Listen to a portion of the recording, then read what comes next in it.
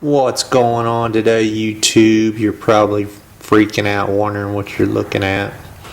Well, freak out no more. It's the ignition switch. Pretty easy to change. You got to take out a panel at the bottom of your car. This is out of a, pretty sure this is out of a Honda that I got.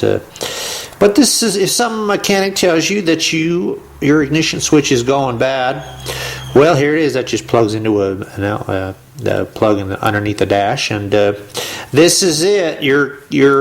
This is what your key is actually turning. Is this right here? These go bad all the time. This is just all that's inside here is just silver contacts that wear out from turning the key a million times. Anyway.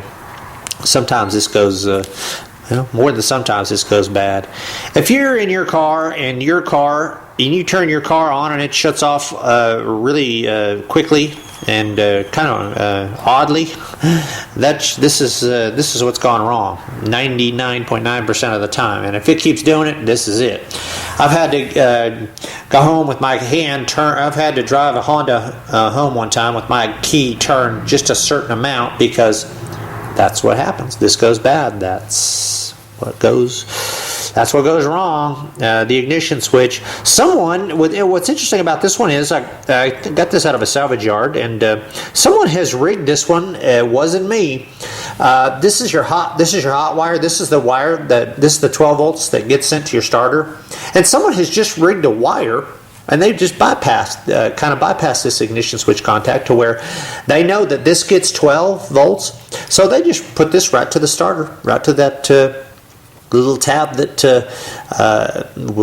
they just undid the regular ignition switch, and probably to bypass some kind of relay. I would guess a starter relay that went bad or something. So that's it. If you want to just give straight juice, what they did was they just gave straight juice to the starter and bypassed everything. This is actually an ingenious idea to do because you don't have to worry about your backup switches, which is a little unsafe. But if you're careful about stuff, you're not going to hurt yourself. But it's an ingenious way to do it. They figured out that they were getting 12 volts, so they just cut it right there. No big deal about it not getting 12 volts there, but they just cut it right there.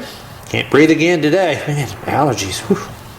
I gotta get someone to donate to. I'll do some kind of a donate test surgery. I'll be a guinea pig for a surgery for those where they clear your sinuses or whatever they do with it.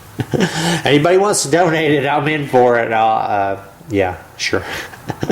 I'm just teasing, really. Anyway. This is what some people if their key gets if you're turning your key and your key breaks off in your ignition in that lock cylinder, some people just take this off. This is just on. You can see with just I believe it's just on with that one screw right there. After this, I take that screw out. This just pops out. Some people leave this under their dash and they'll start their car this way. They'll just all you gotta do is stick a screwdriver in there and turn that and start your car. Sends the 12 volts. So guys, that's just man, I hope this is helping you out a little bit. Just a little helpful video. I did take just wanted a little lesson on sports. I did take Lakers last night, and it was the most unbelievably ridiculous game I've ever seen. I had to say something about it because I'd never seen a team play so bad and be so happy to win in all my life as Oklahoma. And they should have been happy to win because, let me tell you, I've never seen a team play so unbelievably, sickeningly horrible and win a game and then be happy about it at the end. So anyway, yeah, they're probably going to win the series just because they won that game last night. But anyway, I didn't want to get off the subject of that, but yeah, I took Lakers. They were getting too many points, and I knew they weren't going to play that bad because something about sports, if you play a sport and you have a bad game and the pressure's kind of off you and you're pretty loose like they were last night, that's when you play your best. I know I've said that before, but just trying to help you guys out. But anyway, yeah, this is pretty little ingenious idea somebody did. Just bypassed everything and gave 12 volts. They just used their test meter and checked to make sure that 12 volts is right there. And all they did was stick their meter right there, stick their hot meter right there, and saw 12 volts. So anyway, I've rambled on enough. Don't forget, guys, subscribe. I hope you like this video, and I hope it helps somebody out. Don't pay a mechanic. This is probably a $300 job when a mechanic gets done with you. You can do it yourself for $20. You can find this at the salvage yard for $10. Anyway, probably even less. That's it, guys. That's all I got to say. For now, subscribe.